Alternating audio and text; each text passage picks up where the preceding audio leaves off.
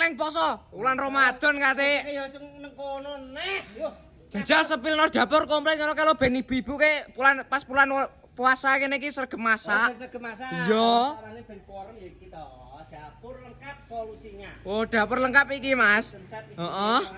Dan wastafel, tempat pembuangan tak kasih, tak kasih ya ta. Ya. Anune ben kotos-kotos ben kene ya ta. Heeh. Ya engko nek wis anu kene iki, Mas. Oh, anune. Heeh, rak-rake. Rak-rake, ya. Iki wis nek badak lawuane, Mas.